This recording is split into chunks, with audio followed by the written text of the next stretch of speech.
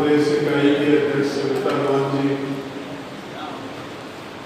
उपस्थित सरदारी माता और बहनों, साथियों, अंतर्राष्ट्रीय जाट दिवस के अवसर पर मैं आपको सभी को बधाई देता हूँ। आशा करता हूँ कि अगला वर्ष आपके लिए मंगलमय हो।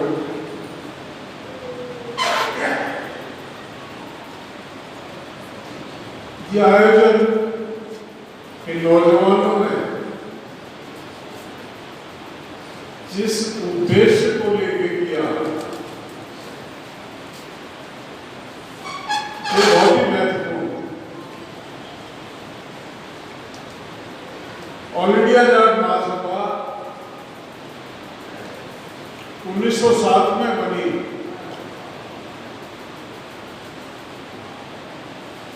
इसके उद्देश्य तय किए गए। ऑल इंडिया जाट महासभा समाज की बुराइयों को दूर करने के लिए कार्य करेगी, सामाजिक बुराइयों के खिलाफ काम करेगी। ऑल इंडिया जाट महासभा समाज में शैक्षिक उत्थान के लिए कार्य करेगी। ऑल इंडिया जाट महासभा समाज के आर्थिक उत्थान के लिए कार्य करेगी और ऑल इंडिया जाट महासभा समाज के राजनीतिक हितों का भी ध्यान रखने के लिए 4 मुद्दे 1907 में तय किए गए। 1907 अंग्रेज का राज था, तो ये चौथा मुद्दा जो राजनीतिक हितों का था, इसकी प्रासंगिकता उस समय शायद ज्यादा थी। 47 के बाद देश आजाद हुआ तो उसको उतना ज्यादा महत्व उस बात को नहीं दिया गया। मेरे से पूर्व वक्ताओं ने खाप का जिक्र किया। समाज भ्रमित है। अगर खाप से काम चलता तो जाट महासभा ना बनाई जाती। उस टाइम खाप बहुत मजबूत थी। 1907 में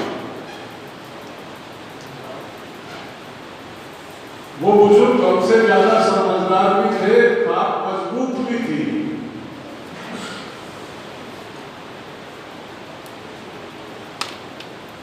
आज कंफ्यूज हैं हम जाट सभा और खाप को जोड़ देते हैं आपस में। खाप समाज की है, जाति की नहीं है। खाप को जाति से जोड़ना, खाप को घटाना, खाप को कमजोर करना। खाप समाज की है, सब जातियों की है, सब वर्गों की। खाप में तमाम जाति, खाप में धर्म,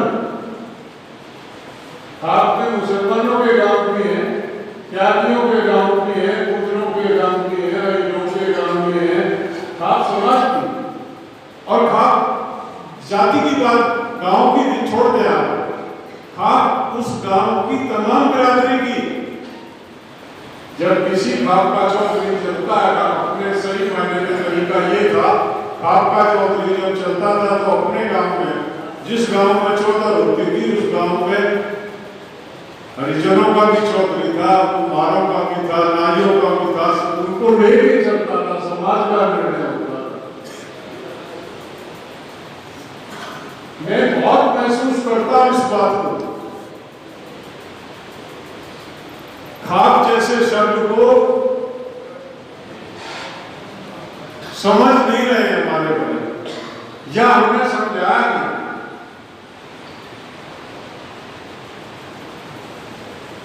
चौधरी छोटूराम इस ऑल इंडिया जाट महासभा की युवा इकाई के अध्यक्ष थे, जिनको हम अपना आदर्श मानते हैं। अगर खाप से ही काम चलता तो जाट महासभा बुलाई नहीं जाती। उनको पता था कि खाप समाज की है और जातीय संगठन की आवश्यकता। आप समझ रहे हैं मेरी बात? जातीय संगठन की आवश्यकता थी, इसलिए जाट महासभा बनाई गई। तो इस तालमेल से बचाएं। दोनों ही संगठन महत्वपूर्ण है, खाप बहुत बड़ी है, जातीय संगठन से खाप बहुत ऊपर है, उसको मजबूत करें उस तरीके से। और फिर जो हमारा जातीय संगठन है ऑल इंडिया जाट महासभा, जिसको मैंने जो बताया 4 उद्देश्य जो तय किए थे उनको लेके चले थे, उस पे काम हुआ। 1911 में सुसाने में बड़ी पंचायत हुई, ऐसा हमने सुना, और सोशल रिफॉर्म पे काम शुरू हुए देश के विरोध में। बरातों में एक संख्या सीमित की गई, देश के लिए समाज की हर कुरीति को लेकर कुछ नियम बनाए गए कि ये कुरीतियां समाज से कैसे दूर।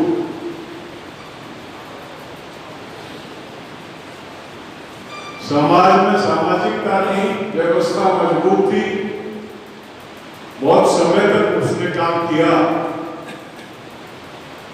जो दूसरा एजेंडा था शिक्षा को लेकर, अगर आप नजर गए उस पीरियड में तो जाट शिक्षण संस्थान और गुरुकुल,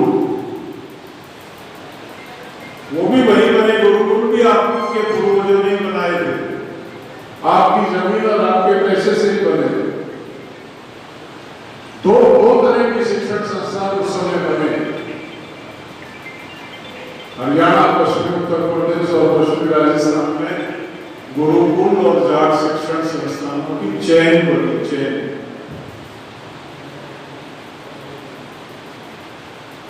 उससे समाज को लाभ हुआ, समाज में सामाजिक कुरीतियों पे भी अंकुश लगा, समाज में शिक्षा भी आई।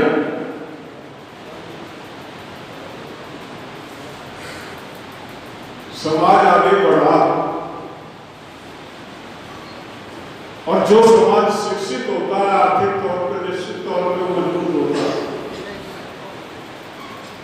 अगर दूसरा एजेंडा हम पूरा कर रहे समाज में शिक्षा का, तो आर्थिक मजबूती तो आई जाती, आई भी, और राजनीतिक चेतना भी आई। चौधरी छोटूराम ने यूनियनिस्ट पार्टी के माध्यम से, जमात जमींदारा लीग के माध्यम से, मुस्लिम लीग और उस समय की कांग्रेस को धता बता के, वो पंजाब जिसमें ये क्षेत्र, वो पंजाब जो पलवल से शुरू होकर पेशावर में खत्म होता था,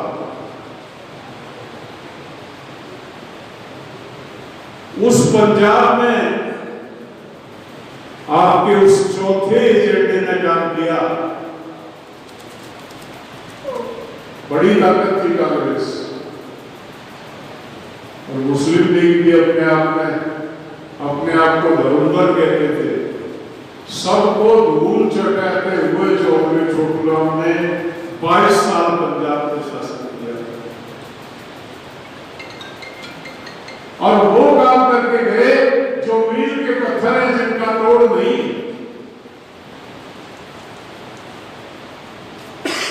आज कोई सरकार इतना हिम्मत रखती है कि कर्जा बिल पास कर दे, भाइयों को जड़वा दे, किसी सरकार में इतनी हिम्मत है? वो विधानसभा में रेजोल्यूशन था, पंजाब विधानसभा में, कि आज से पहले का लेवा देवा, बैंकों के पैसे तो माफ हो जाते हैं, प्राइवेट कर दिया, सूद बहुत बार ऋण भी उस टाइम का माफ करके वही जड़वा दी गई। जो किसान का वजूद बचा, उसमें जाट महासभा मील का पत्थर थी। चौधरी छोटूराम उस धारा से निकल के राजनीति में बाद में गए, पहले जाट महासभा से चले गए, उसके युवा के अध्यक्ष से, फिर उसके मेन के, और उसको लेके आगे चले। तो जाट महासभा बनने का जो उद्देश्य था वो सार्थक करके दिखाया जाट महासभा ने। देश आजाद हुआ, छोटूराम जी 1945 में चले गए, देश आजाद हुआ। देश के आजाद होने के बाद लोग आजादी के जश्न में इतने मगन हुए कि उन्होंने अपने जातीय संगठन को महत्व देना बंद कर दिया। उसका नतीजा ये हुआ कि महासभा कुछ दिन निष्क्रिय रही और फिर जिस तरह की राजनीति शुरू हुई, आजादी से पहले तो शिक्षण संस्थान हमने बना दिए थे, एक भी नया शिक्षण संस्थान समाज ने नहीं बनाया। जो हमारे पूर्वजों ने शिक्षण संस्थान बनाए थे उनकी ईंटें पड़ने लगे, मैनेजमेंट के चुनाव होने लगे, पैसा लूट के उस पर कब्जा करते और उसको लूट के खाते सारे शिक्षण संस्थान। कौन से को विधवाओं और किसका उदाहरण दूं आपको? शर्म की बात है हमारे बिरादरी के लिए। हम कर कुछ नहीं पाए, हमारे बुजुर्ग जो करके गए थे हमने उसको नष्ट करने का काम जरूर किया। इस तरह की बैठक हम करते हैं, सैकड़ों बैठक में साल में मैं जाता हूं और मैं सब में ये कहता हूं कि मैं कोई पॉलिटिकल लीडर नहीं, वोट मांगने नहीं आ रहा। समाज किस तरह से आगे बढ़े, समाज क्या था, समाज कहां पे है, समाज को क्या करने की आवश्यकता है, तीन बातों पर चर्चा करने की जरूरत है। जब तक इन तीन बातों पर चर्चा नहीं करेंगे मीटिंग करने का कोई लाभ नहीं। मेरे से पूर्व वक्ताओं ने बताया समाज में जो कुरीति नहीं होनी चाहिए वो तमाम कुरीतियां समाज में घुस गई।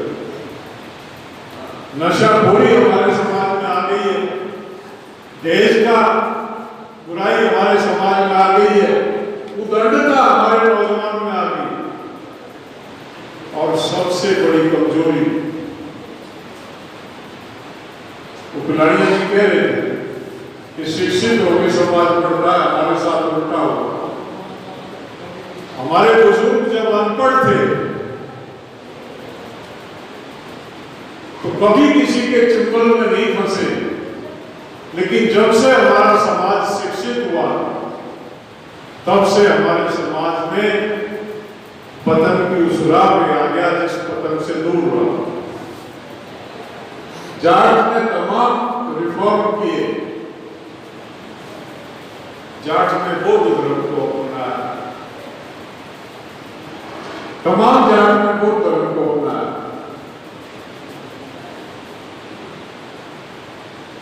क्योंकि जाट का टेम्परामेंट और बौद्ध धर्म के जो प्रिंसिपल थे वो मिलते थे। एक ओंकार निराकार, मूर्ति पूजा से दूर था, ध्यान में बैठ के अपनी पूजा पाठ अपने काम को अपने स्थान पे करता था। जाट को बौद्ध धर्म से दोबारा सनातन में लाने के लिए माउंट आबू पे षड्यंत्र किया गया, 2 लाख जाटों का कत्ल किया गया उसने और दोबारा जाट को उस पोप की तरफ खींच के लाया गया। आप लोग भाग्यशाली हैं, आप हरियाणा में रहते हैं। वो माउंट आबू में राजस्थान में हुआ था और उसका प्रभाव राजस्थान में था। उन पंडे और पुजारियों ने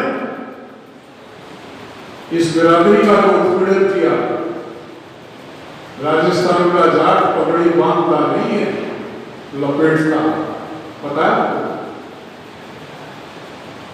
राजस्थान के जाट को पगड़ी बांधने का अधिकार नहीं था। 1300 साल राजस्थान के जाट ने पगड़ी बांधी नहीं, लपेटी। जाटनी को भागड़ी में नाड़ा डालने का अधिकार नहीं था।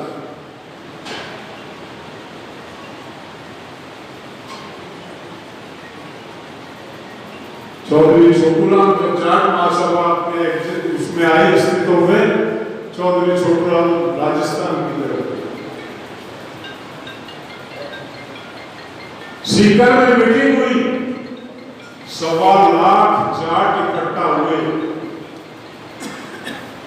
वो ताकतें जिन्होंने हमारे समाज का उत्पीड़न किया था, उन्होंने कोशिश की उस मीटिंग को रोकने की। दिल्ली से अंग्रेज गवर्नर ने ये कहा कि जाट जा गया, छोटूराम जा रहा वहां पे, जो भी रास्ते में आएगा वो फाड़ के फेंक देंगे। जयपुर के राजा को ये कह दिया था, होश में आ जा, उसको मीटिंग उसकी सम्मान के साथ होनी चाहिए। अगर छोटूराम के सम्मान में आंच आ गई तो तुम बचोगे नहीं।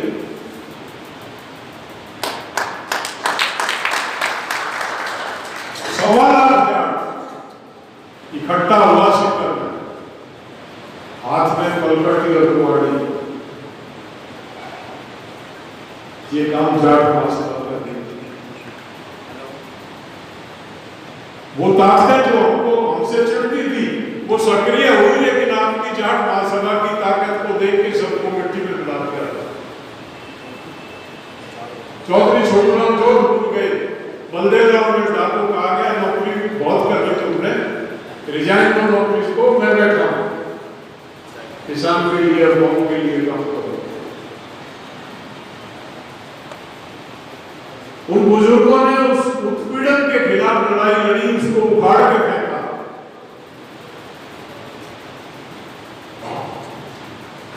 जाट यही नहीं था, जाट अफगानिस्तान में जयपाल नाम का जाट राजा था, उसको षड्यंत्र से उसके पंडित ने उसको जड़ दे के मरवाया और राज पे काबू किया। और अफगानिस्तान में एक नियम लागू किया गया कि जाट जो है कुत्ता रखेगा, बाढ़ नहीं कटवाएगा, नंगे पैर रहेगा, पैदल चलेगा, घोड़े पे नहीं बैठेगा। अफगानिस्तान में जो जाट थे उनको किसी ने जबरदस्ती मुसलमान नहीं बनाया। वो एक जाति विशेष का विरोध करने के लिए उन्होंने कहा कि ऐसे धर्म में हमको रहना ही नहीं है, हमारा सम्मान नहीं। इस्लाम को स्वीकार किया अफगानिस्तान के लोगों ने। पाकिस्तान के 70% जाटों ने इस्लाम को स्वीकार किया, किसी के दबाव में नहीं किया, इसको पाखंड के विरोध में किया।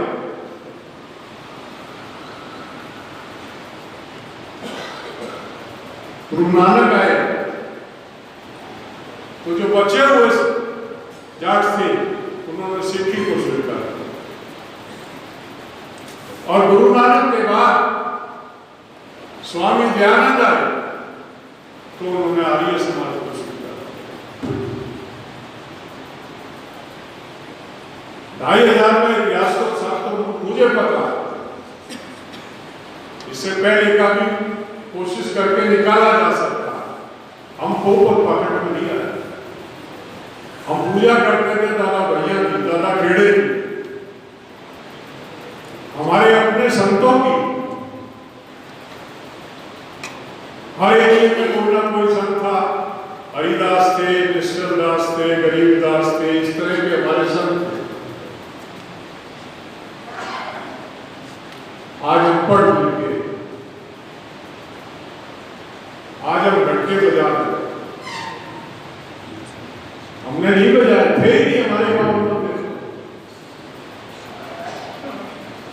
शिवाला था, उसमें कोई स्थायी पंडित नहीं होता था, महिलाएं जाती थी, बोला शिव जी में पानी चढ़ाया, यही पूजा थी, आदमी कहीं नहीं जाता। ये बुजुर्ग बैठे हैं, हमने अपने से पहली पीढ़ी को नहीं देखा मंदिर जाते। राम का नाम लेते थे, सुबह उठे राम राम भाई, वही चलता था, जो मिला राम राम भाई। सुबह भरत की तरफ चले, बैलों को बोला भूले से राम राम, ले राम का नाम, गाड़ी में जोड़ा ले राम का नाम, हल में जोड़ा ले राम का नाम। कोई भी शुभ कार्य किया बोला करो, कोई राम का नाम लेके शुरू करो। राम का नाम तो लेते थे, लेकिन राम के नाम के लिए दुकान पे नहीं जाते थे किसी में।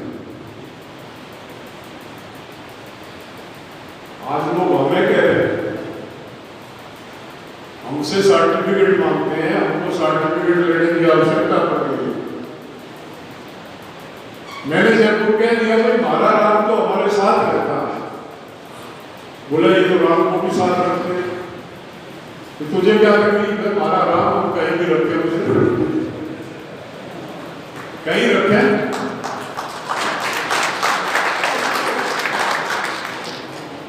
बहुत तकलीफ हुई कुछ लोगों को, अच्छी बात। तकलीफ ये हुई कि कहीं ना कहीं दर्द हुआ, असर हुआ,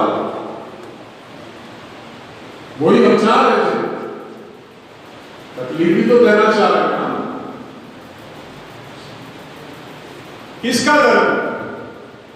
अभी 1 महीने पहले भोंसले परिवार की एक बहू 5 पेशवा हुए। 5 पेशवा में एक भोंसले परिवार का पेशवा था। राज परिवार की बहू मंदिर में जाती और ब्राह्मण कहता कि मराठा जो है शूद्र श्रेणी में आता, मराठाओं की पूजा वेद मंत्र के अनुसार नहीं की जा सकती। आज 21वीं सदी में राज परिवार की बहू की पूजा नहीं करा रहा। आप भी उसी श्रेणी में हैं, कभी मुस्कुरा रहे हो। आपकी भी नहीं होती, आप भी इस ग्रंथों के अनुसार आप भी शूद्र की श्रेणी में हैं। आपने पढ़ा नहीं है उस शास्त्र को, लेकिन आपने जबरदस्ती जब आपको फूंक देते हैं, आप मोक्षों पे दाव देके जड़ मारते हैं।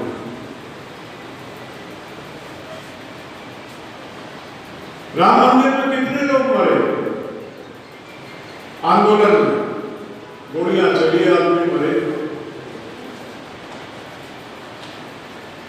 एक भी नहीं मरा, एक भी नहीं मरा, आप बड़े मरे। और अभी वहां कमेटी बनी है अयोध्या में, आपका एक भी नहीं है। ओबीसी का एक भी आदमी उस कमेटी में नहीं है, और आपने ठेका खा रखा है। आप यही पकड़ लेंगे मुझे, हमारी वाले वाला। मैंने वहां यही तो कहा था, हमारा राम हमारे हृदय, हमारी गंगा हमारे खेत में। गंगा कहां से आई? पाताल से। पाताल कहां? पृथ्वी के नीचे। पानी कहां से निकालते हैं? नीचे से। उस गंगा को निकाल के उस खेत को सींचते हैं, और उस सिंचाई के जरिए जो अन्न पैदा करते हैं उसका देश का, दुनिया का पेट भरते हैं। हमसे बड़ा भगत हो, हमसे बड़ा कर्मयोगी कौन? हमारे बच्चों को ये हरियाणा 100 साल का राजनीतिक इतिहास इस हरियाणा का है। ये किसी की चुंगल पर नहीं फंसा था, क्योंकि ये पूजा पद्धति ढोंग आडंबर को नहीं मानता था। पिछले 30-35 साल से हरियाणा में काम किया गया। हरियाणा के बच्चों को हरिद्वार का रास्ता दिखाया गया। किसी का दादा कावड़ गया था, किसी का बाप गया था, क्या कमी थी?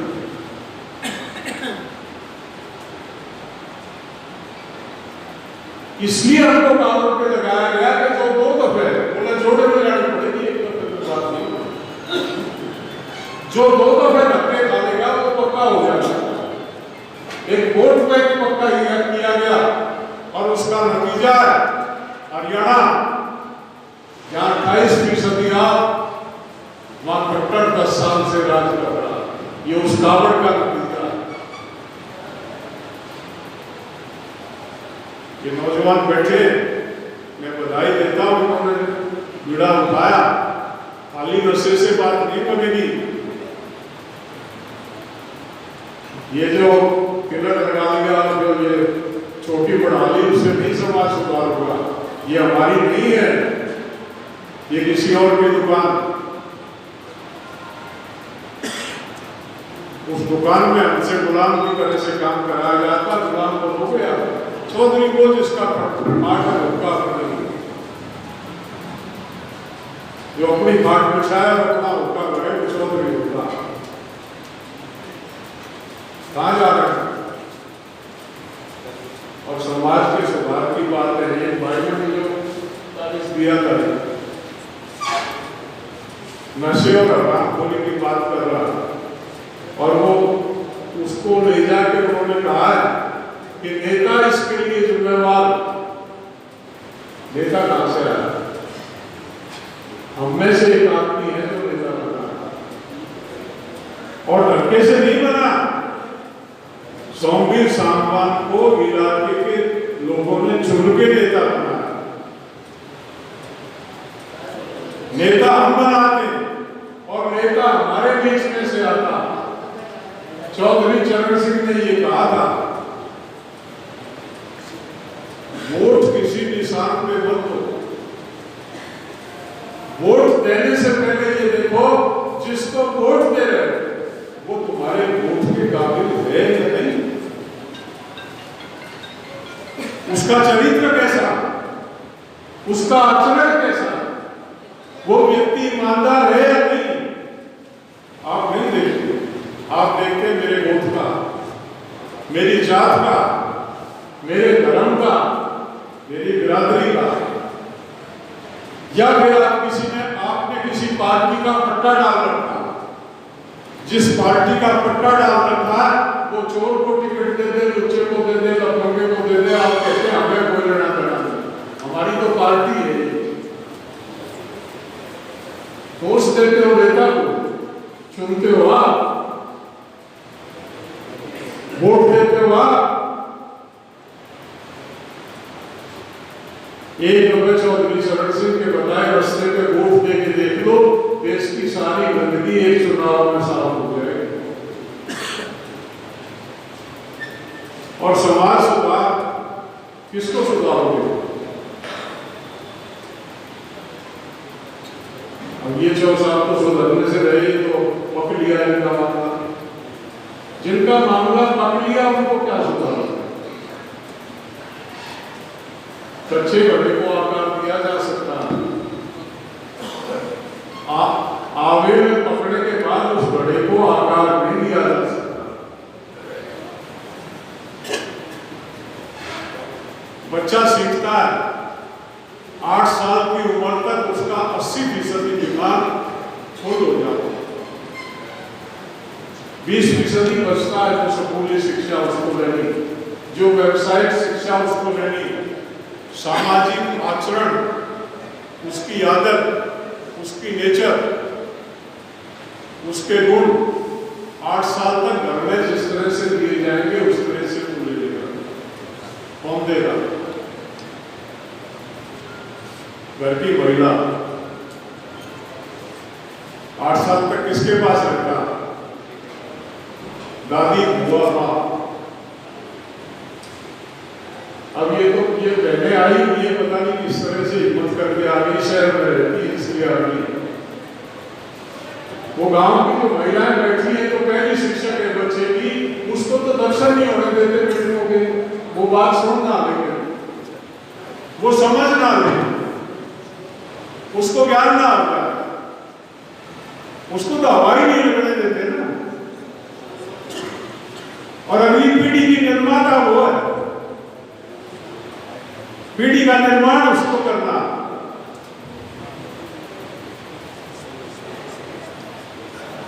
किस तरह से होगा?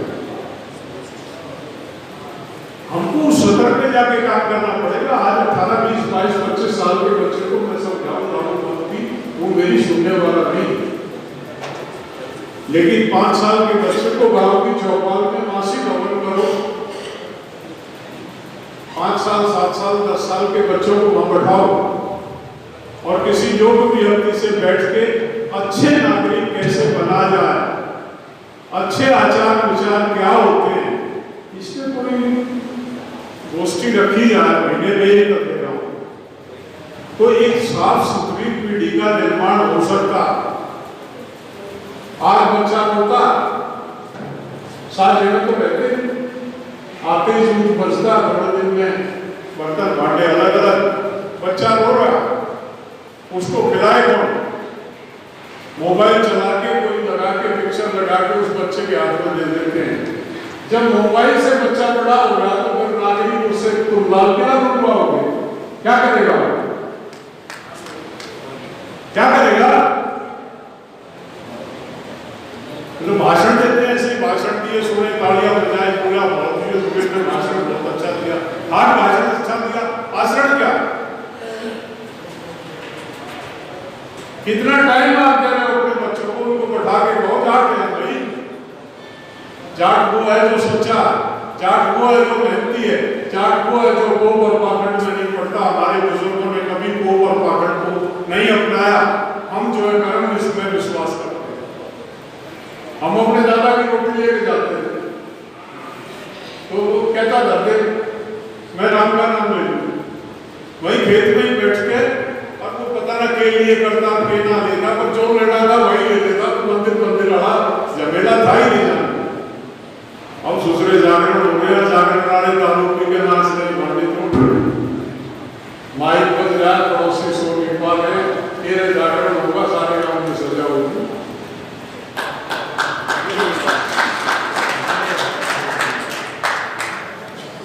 करो अमल, नौजवान बनाए, कमेटियां बनाए, इन पे चर्चा करें, सिलसिलेवार करें। गांव में कमेटी बने, गांव में एक दिन गांव में जब लोग चौपाल में इकट्ठे हो, उसमें बड़े आए ना आए, बड़े तो आते ही। एक एक गांव में 50-50 आदमी टोलियों में ताश खेलते, कोई मर जाए तो नहीं उठते, कोई आ जाए तो नहीं उठते, ऊपर मुंह उठा के नहीं देखते। और पर्टिकुलर एरिया की बात नहीं कर रहा हूं, पूरे तमाम, यही यूपी में, यही हरियाणा में, यही राजस्थान में, यही सब जो समाज संस्कार भूल गया उसको संस्कार को नहीं होना, फिर के हम नहीं दिए जा सकते, बच्चे को दिए जा सकते, बच्चे को दिए जा सकते। मैं कई जगह एक उदाहरण देता हूं। पहले भजन उपदेश करते थे, वो दो काम करते थे, मनोरंजन भी कर देते थे और आदमी को शिक्षा भी देते थे कुरीतियों के खिलाफ। आर्य समाजी भजनी आते थे ना, उपदेशक कहते थे उनको, और वो जो भजन के बाद मिसाल देते थे, मिसाल दे के बाद वो समझाते थे, और छोटे बच्चे पे उसका कैसे असर पड़ता है। मेरे गांव में एक आर्य समाजी उपदेशक बहुत आता था और भजन हो रहे थे, तो बैठ के उपदेश भजन के बाद वो कहने लगा, भाई मैं आ रहा था, वो इसी तरह की मिसाल बनाते थे, अपने को जोड़ते थे उससे। बोला मैं आ रहा था, तुम्हारे गांव के पड़ोसे पे एक बूढ़ा चरपाई पे बैठा था और बादाम और काजू किशमिश दाल आधा मुर्गे खा रहे थे। मैंने कहा कि क्या कर रहे हो? कहना इनको बादाम खिलाता, ये खाएंगे, इस बादाम के गुण इनमें आएंगे और उस अंडे को मैं खाऊंगा, उस अंडे में बादाम किशमिश और काजू के गुण होंगे। कहला बूढ़े के खांसी उठ गई और 2-4 में खांस के उसने जो बलगम फूकिया फेंका, वो बादाम छोड़ के उसने भाज के बलगम खाया मुर्गे ने। तो मैंने कहा चलो साहब ये भी गुण इसमें आएंगे, ये भी गुण इसमें आएंगे। मैं अपने से बता रहा हूँ, वो मिसाल सुनी तो मैं सारी उम्र अंडे के बारे में सोचते ही वो बदली याद आता रहा, उसके उस अंडे का नाम ले लिया मैंने सारी उम्र।